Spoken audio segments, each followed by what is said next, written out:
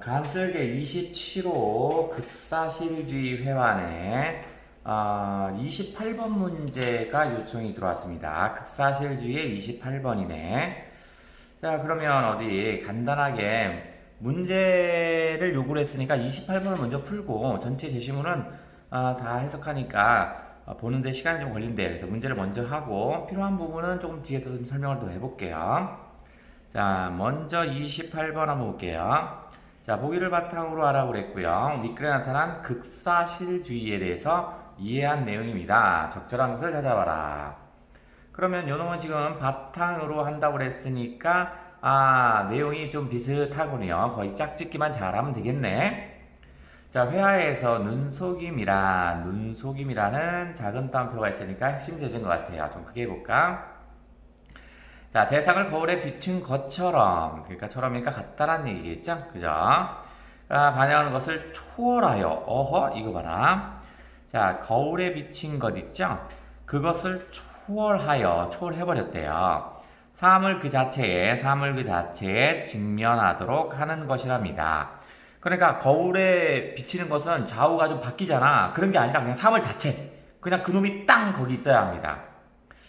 환영의 올가미에 빠져. 환영이라는 건, 이거 진실이 아닌 거죠. 그죠? 올가미에 빠져. 환영의 올가미에 빠져. 눈속임이 실제라고 여기도록 하는 기법입니다. 실제라고 여기는 겁니다. 그 무슨 말이냐면, 극사실주의라는 것 자체는 뭐냐면, 눈속임이라는 건 뭐냐면, 그거 뭐냐면 실제라고 여기는 겁니다. 완전히 실제라고 연결하는 거네.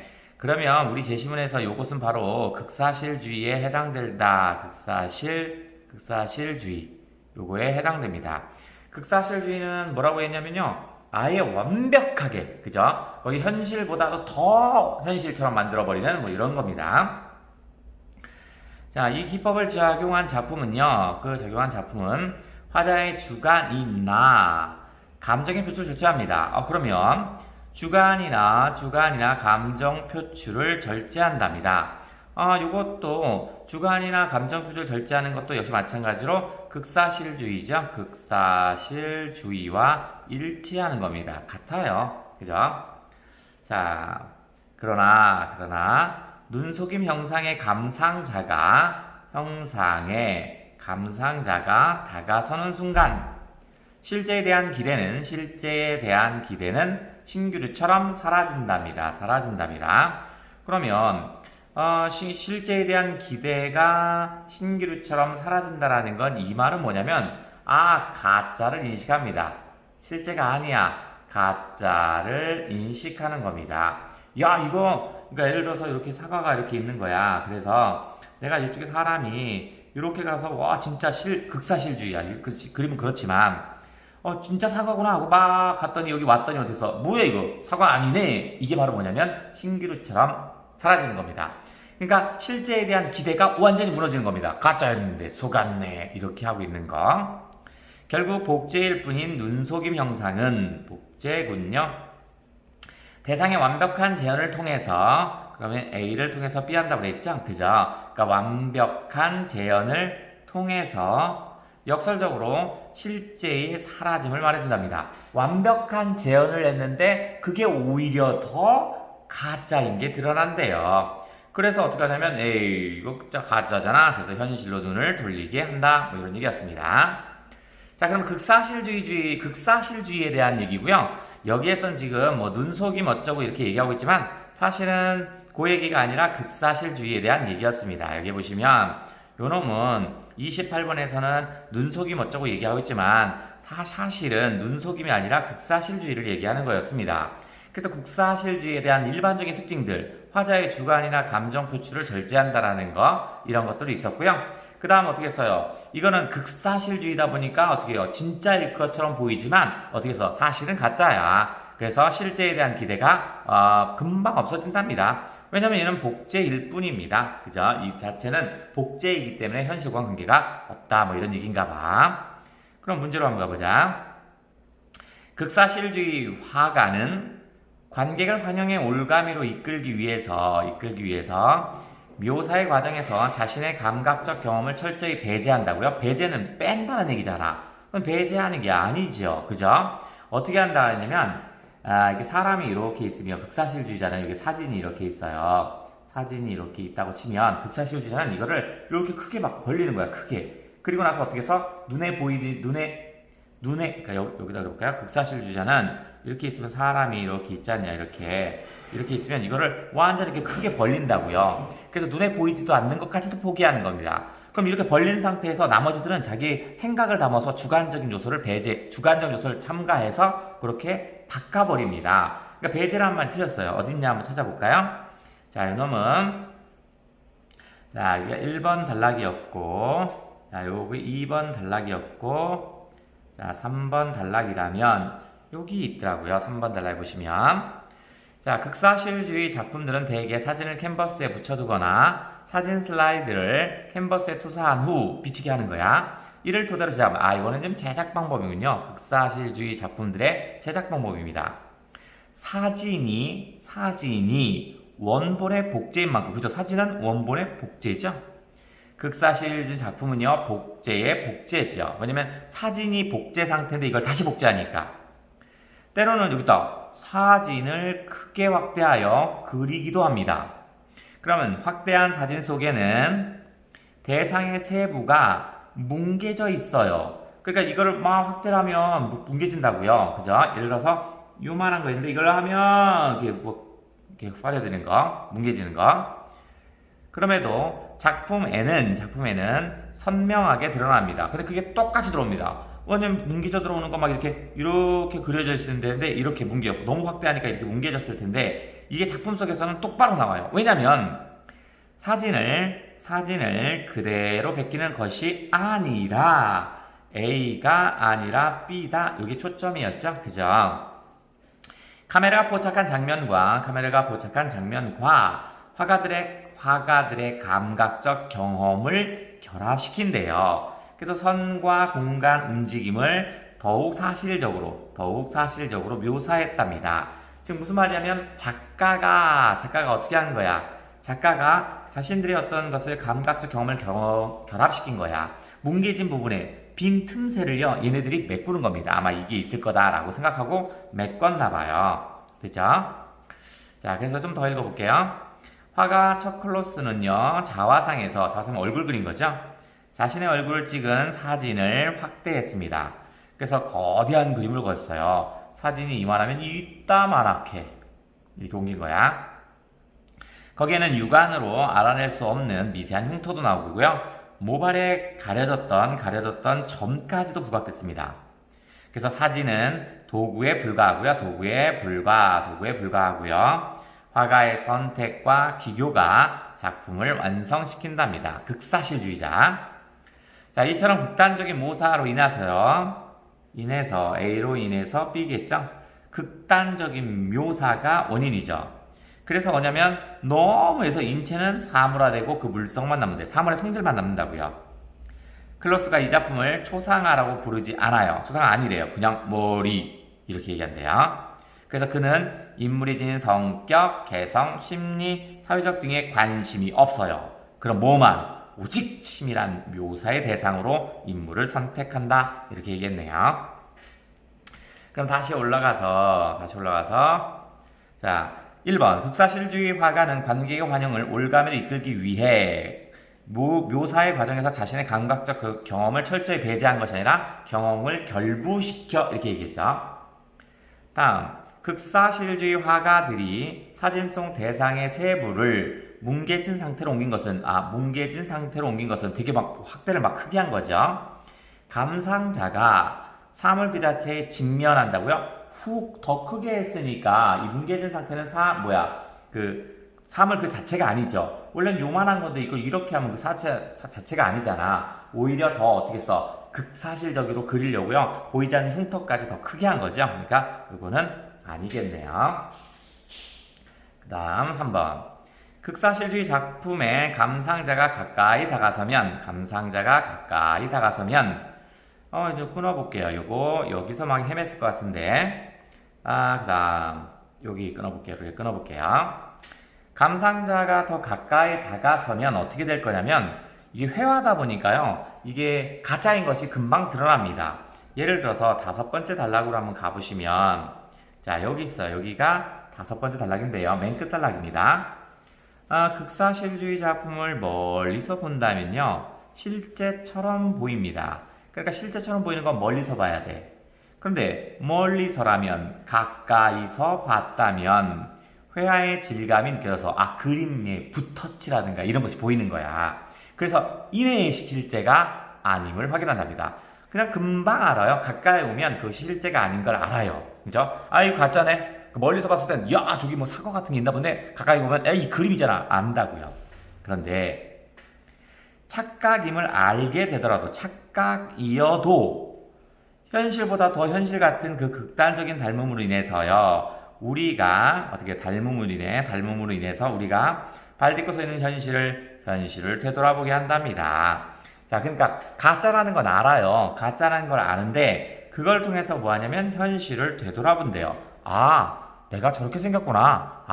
사과는 저렇게 생겼구나. 저렇게 확대해보면 사과가 어떻게 생긴지 알겠죠? 그런 거. 극사실주의자의 궁극적인 관심은요, 얘네들이 원하는 건 뭐냐면, 사람들의 삶이 관심 대상이래요. 이렇게. 그 삶이 무엇인지는요, 대한 답은 명료한 실체를 갖지 않은 채, 삶이 무엇인지, 그러면 명료한 실체를 갖지 않았습니다. 각기 다르게 상상하시고요. 다양한 의미로 다가온답니다. 즉, 그림을 봤을 때 나의 초상화, 확대된 초상화를 봤을 때 사람들의 생각은 다 다르다라는 겁니다. 극사실주의는 이것에 대해 정확한 해답을 주려고 하지는 않습니다. 왜냐하면 다르게 상상하고 다른 의미로 받아들이게 놔두는 거야. 단지 일상을 바라보는 중립적인 시선으로 단편적인 장면을 제시함으로써 각자의 삶을 조망하게끔만 해준답니다. 내가 누군가 이걸 확인하는 걸로 쓰는 거지 뭐 다른 건 아닌가 봐요. 그럼 다시 문제로 가서, 자, 극사실주의 작품의 감상자가 가까이 다가서면 이내 거짓말인 걸 알죠? 작품이 잘 안 된 걸 알잖아. 그러면 여기는 무슨 말인가 보자. 현실보다 더 현실 같은 극단적인 닮음을 확인했답니다. 그래서 나는 뭐겠죠? 자신을 성찰한다고 그랬죠? 자신을 되돌아보죠. 되돌아봄, 이렇게 있습니다. 즉, 현실보다 더 현실 같은 극단적인 닮음으로 인해서 자신을 되돌아보는 거야. 근데 지금 파란색과 이쪽 빨간색이 연결이 안 됩니다. 말이 잘 안 돼. 이거는 실제에 대한 기대가 신기루처럼 사라진다는 건 가짜야 라고 인식하는 거죠. 가짜야 라고 해서 인식하는 거잖아. 그러면 현실보다 더 현실적인 극단적인 닮음을 확인하면 진짜야 라고 생각했는데 가짜라고 인식했대요. 역시 서로가 맞아떨어지지 않죠? 이렇게가 서로 연결이 안 되잖아. 현실보다 더 현실 같으면, 현실보다 더 현실 같은 극단적인 닮음이면 말이 어떻게 가야 하냐면 진짜예요, 실제를 눈앞에 보게 됐어요, 이렇게 설명해야 되잖아. 근데 여기 실제에 대한 기대가 신기루처럼 사라졌다는 건 완전 가짜라고 인식한 거죠. 그죠? 그러니까 제대로 연결시키면 어떻게 가는 거냐면, 감상자가 가까이 다가가면 실제에 대한 기대가 신기루처럼 사라지는 겁니다. 됐죠? 요건 이렇게 연결되는 거야. 그럼 파란색, 얘는 그러나 그런 착각에도 불구하고, 그죠? 그게 아닌 걸 알아요. 이게 실제가 아닌 걸 알면서도 이걸 봄으로 인해서 우리는 어떻게 됐다? 자신을 되돌아보는데 이용한대요. 그러면 이거는 오답이 되죠? 이쪽과 이쪽이 서로 연결이 안 돼서 안 된다. 다음, 극사실주의 화가는 정교하게 묘사된 작품 속 대상이 복제일 뿐이라는 점을 보여줌으로써 자신이 생각하는 참된 의미, 이거 봐라, 의미를 전달해 주는 게 아니라고 했죠. 뭐라고 하냐면 삶을 조망할 수 있게끔 해준다며, 그죠? 다양한 의미로 받아들이게끔 유도한다며. 다음 5번, 극사실주의 작품에서 화면 전체에 초점을 분포시킨 것은 화면 전체에 초점을 분포시켰답니다. 그러면 어떤 거냐면, 이렇게 있으면 우리가 어떤 사물을 보면, 그래서 뭐 하냐면 여긴 초점이 정확히 맞아요. 여기는 초점이 정확히 맞아. 사물을 보는 초점이 정확히 맞아. 하지만 그 주변은 어떻게 해요? 눈을 여기를 집중하고 있기 때문에 그 주변은 이렇게 흐릿 이렇게 된다고요. 그죠? 그런데 극사실주의자는요, 어떻게 하냐면 초점을 더 두는 거야. 초점을. 그러니까 초점을 어디냐면 여기도 뒀고 초점을 여기도 두는 거야. 여기도 초점을 두고 여기도 초점을 두고 여기도 초점을 두고 여기도 초점을 두고 하는 거야. 그러면 보는 각도에 따라서 어디야? 여기도 초점, 여기도 초점, 여기도 초점, 여기도 초점, 여기도 초점 있을 거 아니냐? 그러면 얘를 보면 어떻게 했어? 요 주변이 흐릿흐릿, 아이고, 요 주변이 흐릿, 에이씨, 요 주변이 흐릿흐릿, 요 주변이 흐릿흐릿 이렇게 되겠죠? 그러니까 보는 각도에 따라서 어떻게 했어? 다 사실적으로 보이겠죠? 여길 보면 완전 사실적인 보이고, 왜냐면 그냥 일반적인 작품은 여기만 봐야 다 옆에가 흐릿흐릿하게 보이는데, 얘는 여기를 보면 여기 있고 그 주변이 흐릿흐릿, 요 주변이 흐릿흐릿 이렇게 한다고요. 그래서 감상자가 실제 광경을 보는 것과 같은 그것과 작품을 보는 것에서 차이를 느끼지 못하도록 눈속임을 한답니다. 그러니까 만약에 여기가 초점이 있었다면 초점이 거기 있었다면 얘네들은 실제가 아닌 걸 알 거 아니냐, 그죠? 근데 초점이 양쪽에 다 있기 때문에 어떻게 써? 이제는 어디를 봐도 실제처럼 보이겠죠? 정답은 요 놈이었네요. 요게 정답이었다. 그러면 초점을 여러 개 두는 거는 어디에서 설명을 했냐면 여기 있더라고요. 여기 뭐지? 이거 몇 번째 단락이냐 이거? 네 번째 단락인가? 여기 있네. 여기에 있대.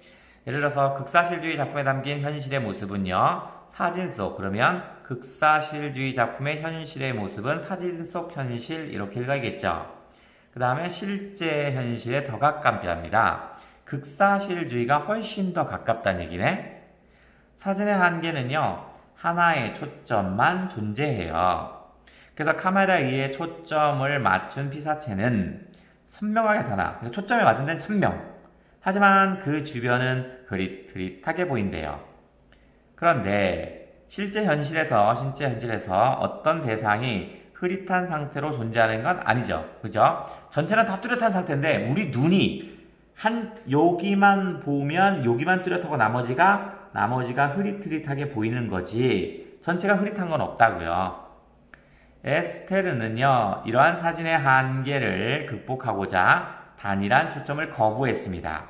그래서 현실 자체를 묘사하기 위해서 여러 장의 사진을 동시에 활용했대. 초점이 있는 초점들을 이용하는 거지. 그러니까 사진은 여기, 사진 여기.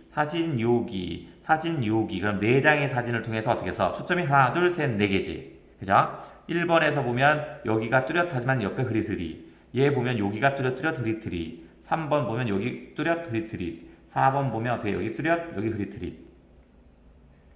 그의 작품 도시풍경에는 여러 개의 초점이 화면 전체에 균일하게 분포됐습니다. 한두 개가 아니군요.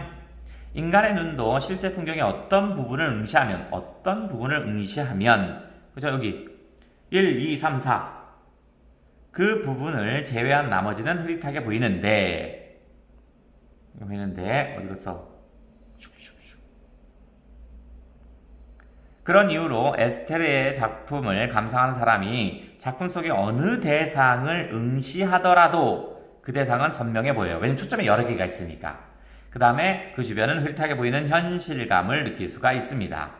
이는 초점이 놓인 부위 이외에서 피사체의 현실감을 느낄 수 없는 사진과는 사뭇 다릅니다. 왜냐면 사진이 이렇게 있으면 사진은 이렇게 땅 찍었단 말이야. 그러면 여기가 이렇게 뭐가 이렇게 있어요. 이렇게 있으면 여기만 현실감을 갖잖아. 근데 어딨어? 요 주변은 여기는 현실감이 없다고요. 여기는 흐릿흐릿하니까. 그런데 이것을 쪼개서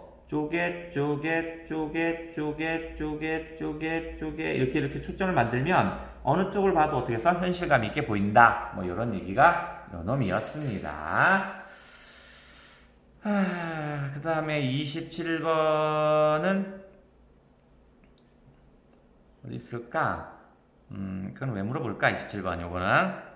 자, 1번 자화상입니다. 치밀한 묘사 기교를 통해서 원본을 보고 직접 복제했다고요? 자화상을 어떻게 한다고 그랬어? 요만한 사진을 어떻게 써? 이따만하게 확대해서 그린다고 그랬잖아. 그러니까 원본을 보고 이것을 직접적으로 복제한 게 아니죠. 이렇게 되면 어떻게 써? 요만한 거는 직접적으로 복제하면 어떻게 써? 똑같은 사이즈가 나와야지. 그림이 이러냐? 똑같은 사이즈가 나와야 복제가 된 거지. 그럼 이거 틀렸네. 요 놈이었습니다. 자, 여기까지 하고 또 질문 있으면 다시 문자로 알려주면 제가 또 설명을 한번 해볼게요. 여기까지 할게요. 안녕.